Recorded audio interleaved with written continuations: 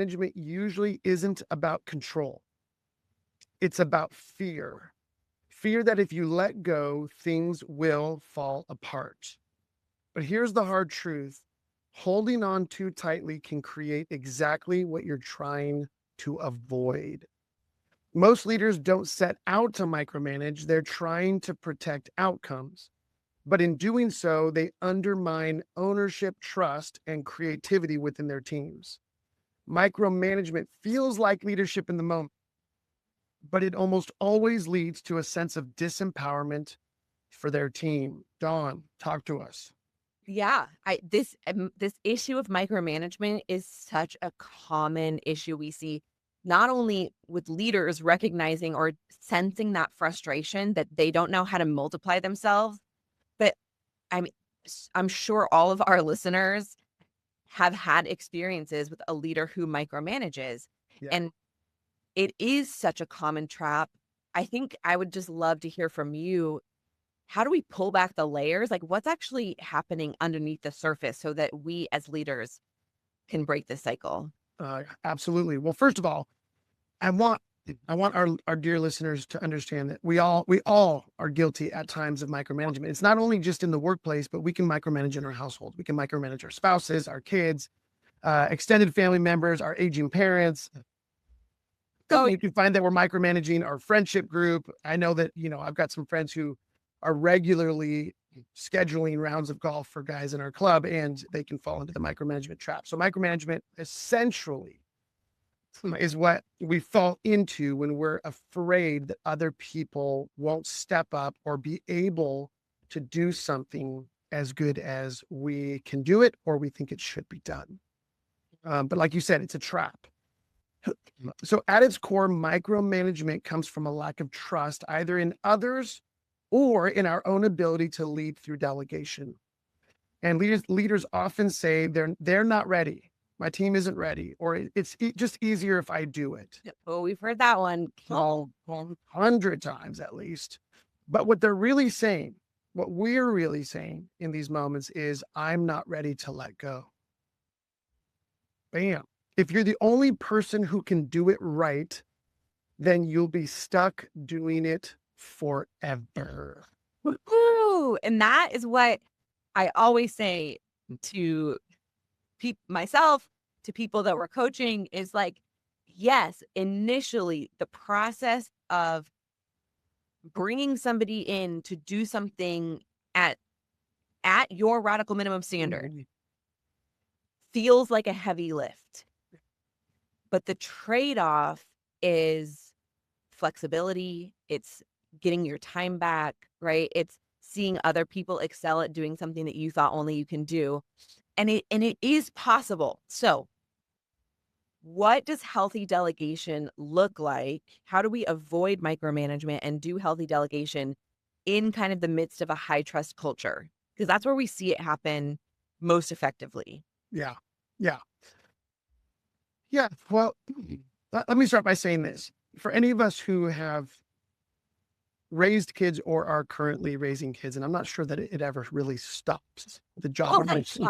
We'll let you know. We raise kids, and then we raise teenagers, and then we raise young adults, and then we raise adults. But anyway, we all know what's at stake in the importance as leaders of delegation. Like, think about it. Like, we know that we need to teach our kids how to wipe their own rear ends and clean themselves up in the restroom, because we don't want to be doing that for them when they're 16 years old or 26 years old. Yeah. We have to teach them how to clean their bedrooms. Otherwise, we're going to be the ones always cleaning their bedrooms. And let me just say this to our listeners. If you're cleaning your kids' bedrooms and they're over the age of about 10, stop it. Stop it. No, I wouldn't say, you can say stop it because you're a mom. I'm going to be gentle and say, stop it. My wife were here, she would say, stop it. But like, think of the number of things that we are required to train, to partner with our kids, to develop these different skill sets, so that not only can they step into a greater sense of personal responsibility and maturity, so they can become greater contributors to the household system, but so that we as leaders can create margin to invest our time and energy into new areas, right? And now we can print those same principles over into the workplace. Like the number of leaders we've worked with, and when you're saying like, man, you're carrying too heavy of a load. Why are you taking care of all these things? You have a team of people. How have you not delegated these things? Well, this person struggled when I first tried to teach them, and this person, is still struggling to learn something else, and this person, and then when you kind of really start to peel back the layers, what you discover is it's oftentimes driven, highly competent, intelligent leaders who struggle to delegate the most. Why? Because their greatest fear is that it won't get done right. Or to the standard that they have set. Yes. And the problem with that is we run into the same challenge in the workplace as we do in our households, that we end up doing these things forever, which both limits the growth opportunity for our team members, but also limits our ability to now create the bandwidth and margin to take on new things. And so people get stuck in plateau when they micromanage, and everybody loses, right? So and then we're going to come back with some practical examples, because I really want to hear some of the stuff from your family you were going to share. So a few simple thoughts that we've been practicing to help us move beyond micromanagement. Number one, we as leaders in any area of life have to recognize not only the importance, but our responsibility in delegating tasks, roles, responsibilities to others on our team. Right. And just like in parenting, we have to identify like, hey, what are the things I need to, delegate? I need to train my kids to do so that they can take on those responsibilities. We have to have that same amount of diligence in the workplace to ask those hard questions.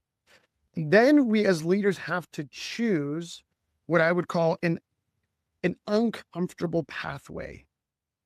We have a tool called the Empower Matrix, which basically just helps us understand that if we want to move beyond micromanagement, we need to set a clear vision or expectation for what we want any of our team members to learn. And it could be the simplest of tasks all the way up to a whole new role, responsibility, position, whatever it is within the organization. So that's the first thing. We have to set a clear vision. Hey, honey, we want you to learn how to use the potty and not use your diaper anymore.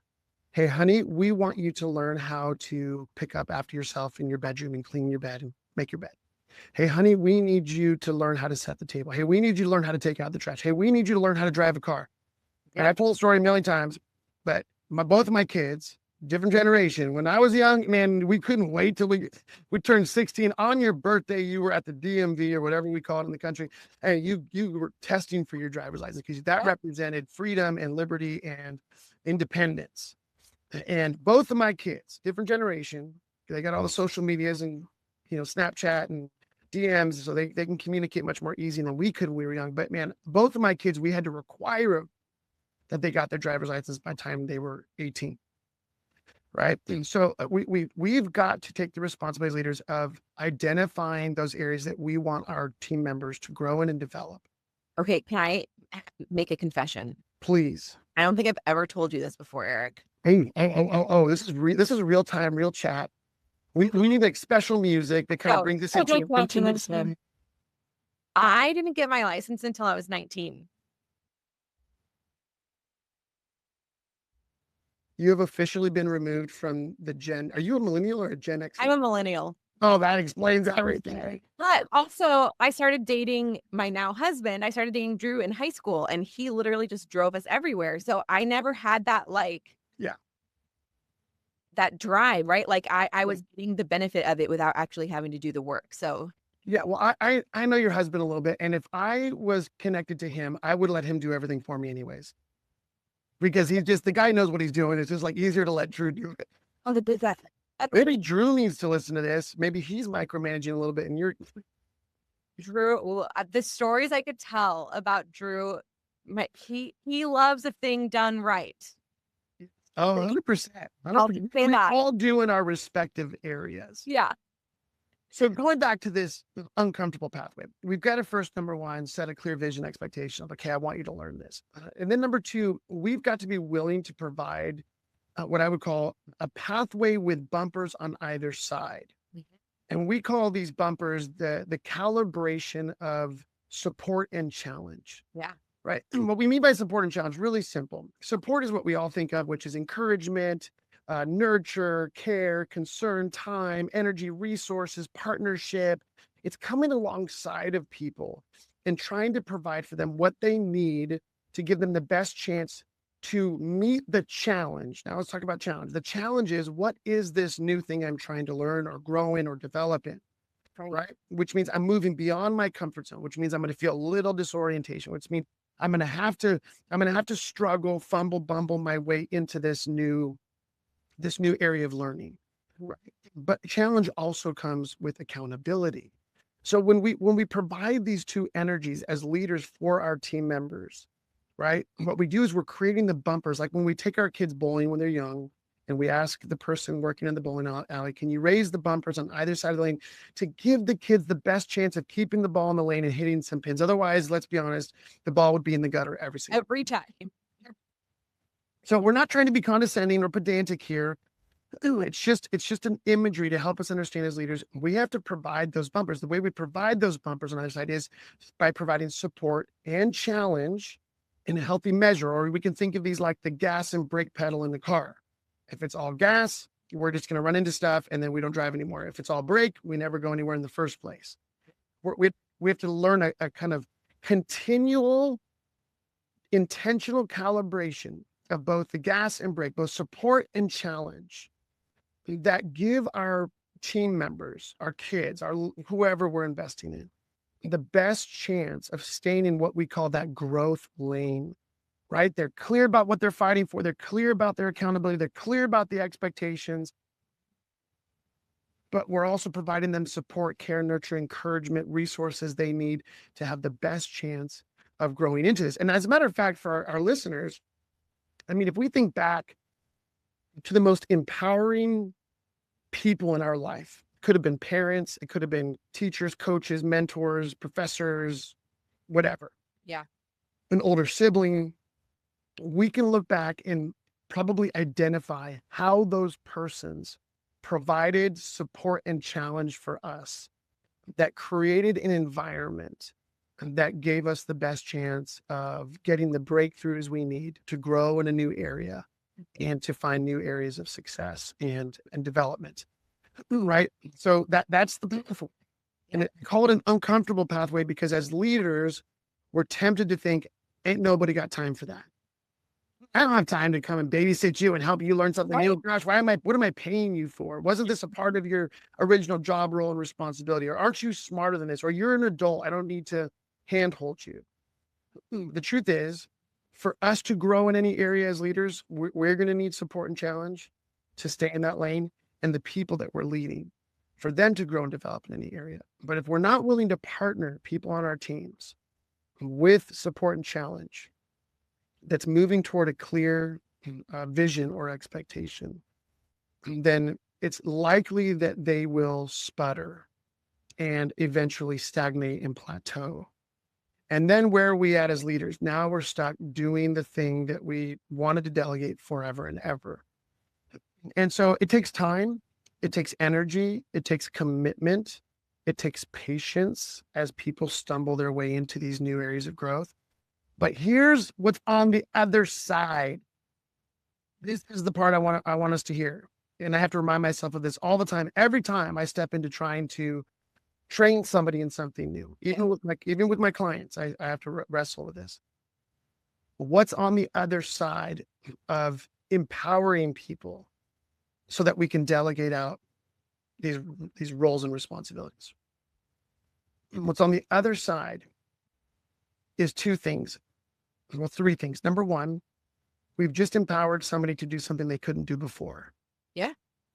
And that is one of the core responsibilities for us as leaders, is operating with a developmental mindset for those within our midst.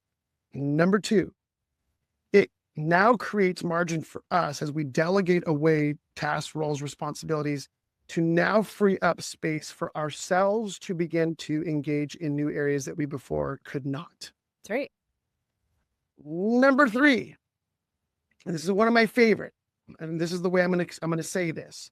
One of my favorite things in all of my leadership experience is as I'm working with our own coaches or training people, certifying people as coaches and working with our team, and we're at a training event, we're on a coaching call, and I start to say, hey, you're going to take on this responsibility this time. I want you to do this part of the teaching. I want you to do this part of the coaching. I want you to handle this area of whatever it is we're doing. And as I provide support and challenge, and as they start to develop their confidence in this particular area, what I often find is they actually do it better than I do. My fear before was they're not going to do it as good as me, or people are going to be upset because Eric Pfeiffer didn't do it. Yeah. But what I find more often than not, and it's the greatest compliment I can ever get as a leader and as a coach, is, hey, Eric, we love when you're doing this, but man, we really enjoy it more when one of your other coaches does this because of their personality, because of the way they communicate, because of the unique innovations and twists they put on whatever it is that they're delivering on. And what I've discovered is if I support and challenge and give this person the best of what I have, now they have that, but then they can add to it the best of whatever they bring to the table.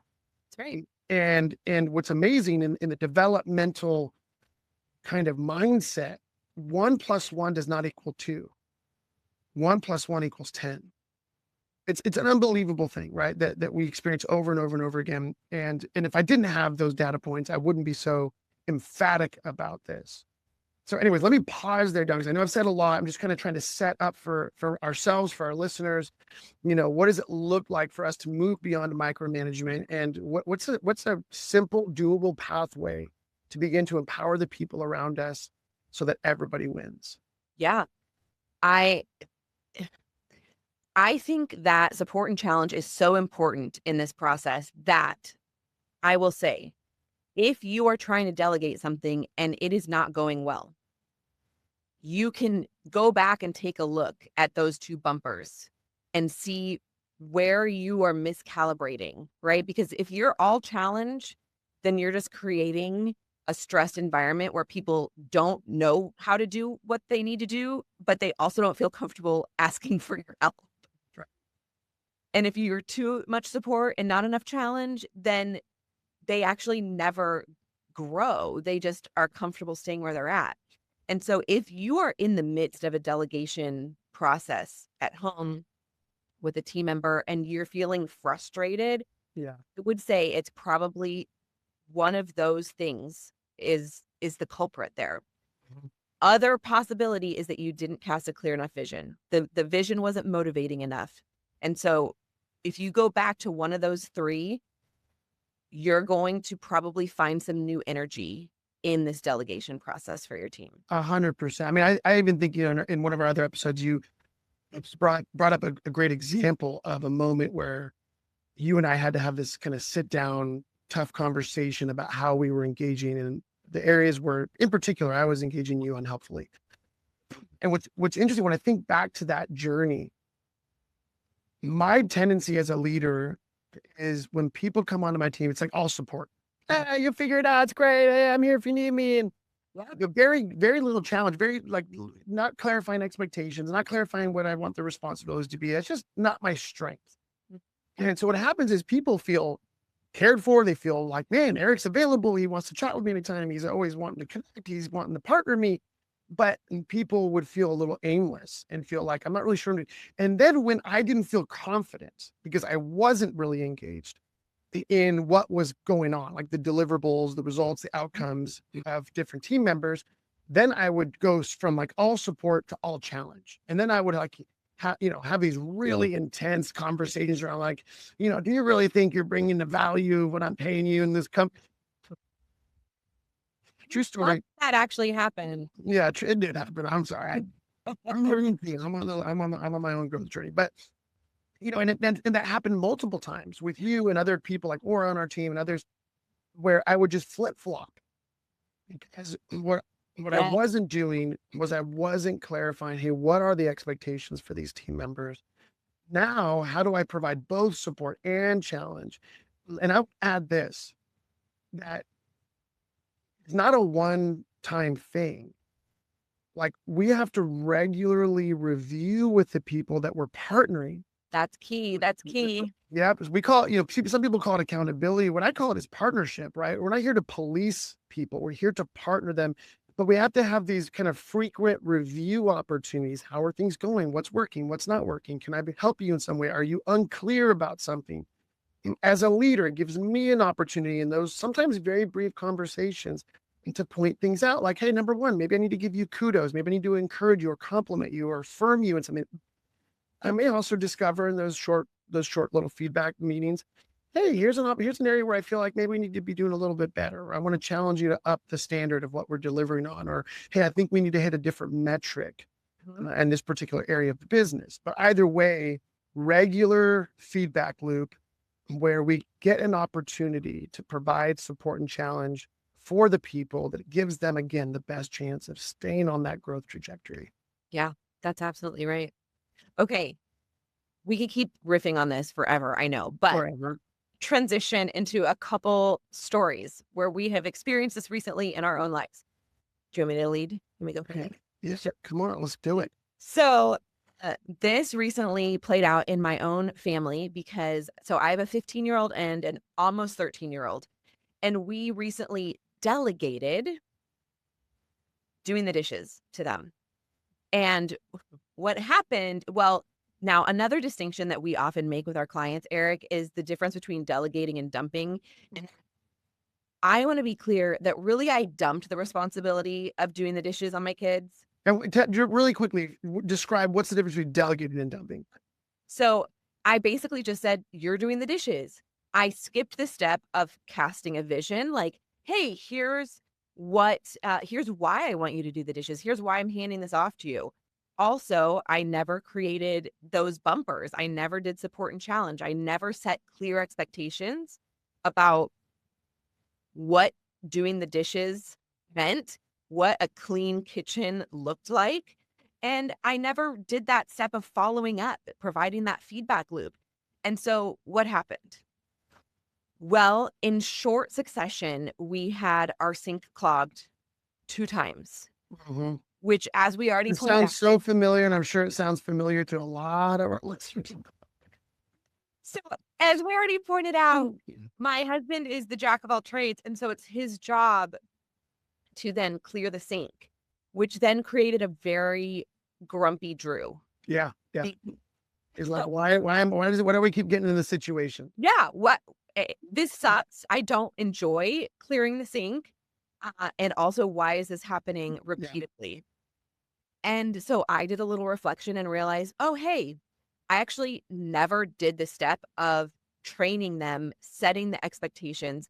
So I had to backpedal. I had to go back and say, hey, here's what happens when we clean the kitchen. We make sure that all of the food is on the side of the sink that has the garbage disposal. Primary importance. We make sure when we load the dishwasher that we've loaded all of the dishes.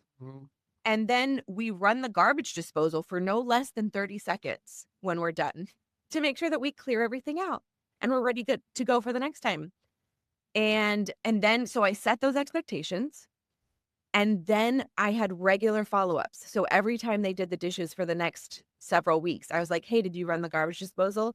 Hey, let's go back and check and make sure. Let's see how the kitchen looks.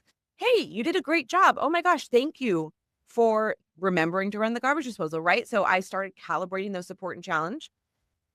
And lo and behold, we have not had a clogged sink since. Knock on wood. That's amazing. It's such a great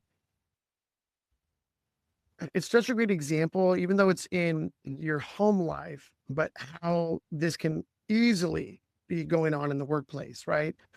We hear all the time from leaders, about these struggles with different team members. And one of the first things I try to understand is, have you as a leader taken the responsibility of being clear about expectations, helping them understand what it looks like to do something well? Did you give them some training? Are you providing a regular feedback loop? Or are you just waiting for something to go wrong before you go hammer them? Right. And so as a parent in that moment, you were practicing incredibly, what I would call, humble and mature leadership. the willingness to say, we didn't set them up for success. So how do we backfill this? How do we rewind the tape and say, you know what? It's not an option for them to be successful in this area. And therefore, as a leader, I'm going to own where I dropped the ball. Yes. And I'm going to go back and provide the necessary clarity and pathway and do the work of partnering with them. And then to hear on the other side, as you were consistent and patient in that, to hear that, wow, they're starting to get it, they're understanding how to do this. That is the process of delegation, right? To the point where your kids will just know how to do this and you won't have to think about it anymore. Maybe remind them once in a while because we're human beings and we mess up. But what a gift now that you and Drew can entrust that responsibility to your kids, because what it does is it actually makes your children greater contributors to your household. It gives them greater value in the household, right? Like we're so afraid to ask our kids or even team members sometimes to do things that we have previously done for fear that we're going to put them out or we're going to make them feel like we're taking advantage of them. I'm like, no, I'm going to delegate things to you that actually increase your value to whatever system that you're a part of. That's right. Yeah, very, very, very powerful. I love that story. And I think most people can immediately apply the principles to any area of their life. That's fantastic. Well, I shared a little bit of one of my examples earlier as it relates to, the enjoyment I've had of training, investing in, and then delegating coaching responsibilities. Coaches, which I've been doing for 15 plus years, and it still brings me an incredible amount of joy. But here's what I would say in working with clients. Interestingly enough, one of our core philosophies is we don't want our clients to be dependent on us forever. Like we want to train them, empower them with various tools, and partner them through support and challenge as they develop their skill set as leaders so that they become less and less dependent on us. And what, in particular story that I want to share is, I'm working with a CEO who's hired this incredibly talented executive team to support his efforts in running the company. And it's just an incredible team. And at some point, he begins to realize, wow, my executives are, really struggling leading their direct reports. And so as we were processing this, I said, why do you think that is? He said, I'm not really sure. So as we met with the other executives and said, hey guys, we know you're struggling to lead your direct reports, a bunch of directors really. And what's going on for you guys? And they were like, oh, we're not really sure what to do with them, because what we feel like is all they're ever bringing us is problems. And then, so now we're constantly putting out fires and dealing with all these headaches. And so then we're not able to do our jobs. Yep. And I said, oh, that's really interesting. Well, and I remember I did this intentionally. I asked this question in the meeting with the CEO and the executive. I said, well, why don't you just do with your teams what the CEO is doing with you guys? And they said, well, what do you mean? I said, well, how is it that your CEO provides this kind of partnership for you to ensure that you're able to be more successful? And how does he provide support and challenge for you? And how does he provide a short feedback loop? And so that you can constantly deal with things before they become bigger problems. And they just kind of looked at me like deer in the headlights. And I was like, oh. And the CEO literally took a pen, threw it at me from across an executive table, which is like 15 feet long, threw it across. He said, yeah, Eric, I got your point. And what he realized was he had hired such competent individuals that he felt like he very rarely had to check in with them, very rarely had to deal with any problems because they were all just really smart, capable, competent folks. I said, but here's what you need to understand is that as a leader in this company, you have to be modeling for people how it is to lead down chain. And so your executive teams do not have the same level of competence on their teams that you have on your team. That's right. And so therefore, how are you going to partner with them to model? What are the expectations of how we meet with our teams, how we create short feedback loops, how we determine, what's working, what's not working. How do we provide the necessary support and challenge to give your team the best chance of winning? And he said, but that's Eric. I don't want to take up their time. Eric, I don't have time for that. I said, but here's the thing. If you want this to become a part of your culture, if you want a developmental culture, which he had said he did, I said, then you've got to model this for your team and you've got to provide support and challenge for them so that they know how to do this for their teams. He did this. He started doing it, meeting with them on a regular basis every week for an hour. Didn't always take an hour, with the express intention of what's working, what's not working, where are you winning, where are you struggling, and where can I provide greater support and challenge? And what he discovered is, number one, his executive team was incredibly grateful for that short weekly touch point where they felt now for the first time, really seen, heard, and valued. They felt like, wow, we didn't realize we were looking for this kind of partnership from our leader. And secondly, it gave them a clear model for how they could now begin to partner with their team members, which then had a ripple effect all the way down through multiple levels in the company. It took some time. It took like 6 to 9 months for this kind of process to unfold. But to this day, that is still like rooted into the culture and the fabric of that organization, where people know how to partner the people on their teams because it's being modeled from the top down. That's right. I love that. Okay, let's transition into some takeaways and maybe some application points for our listeners this week. If you are a leader and you are listening to this, delegation is something that you are dealing with on an ongoing basis. So what are some practical things they could be doing? Yeah. Okay, let's make this really simple, because for all of our listeners, you can go back to season 1 and listen to our episode on the Empower Matrix, or we break it down a little more fully. You can grab our resources on our website. Our new book, Upgrade Your Leadership, should be out any minute now, which also has a deep dive into this tool, this mental framework of understanding how to partner people so that we can delegate. But real simple. Number one, as leaders, we can pause today, just something today, and evaluate our current load of tasks and responsibilities. And begin to ask the hard question: what of this do I need to delegate out? That starts with themselves. Then secondly, to look at those persons we have responsibility for that are on our team in any way, shape, and form, and to ask the question, where is there an opportunity for me to delegate something I'm currently doing to somebody else that would increase the value that they have to bring to this space?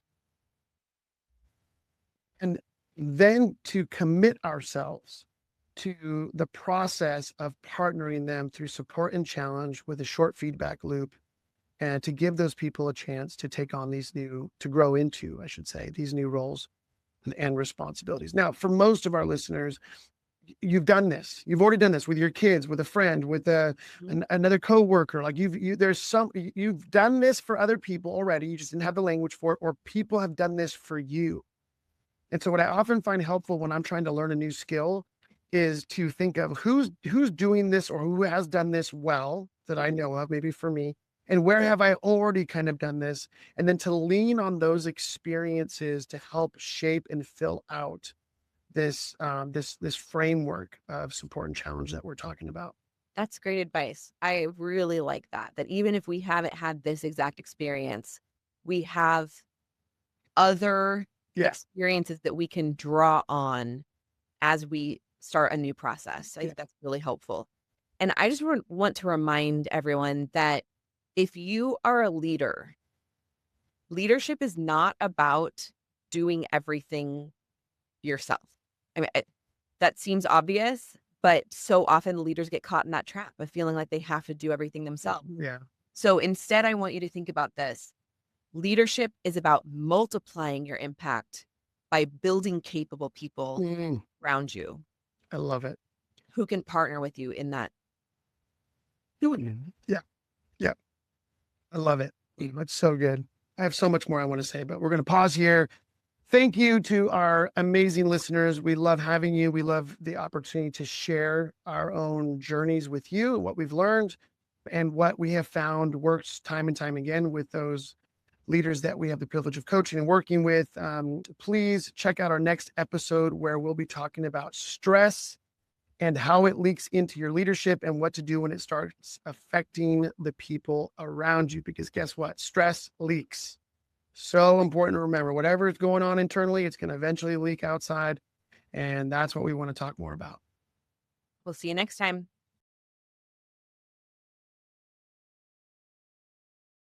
Management usually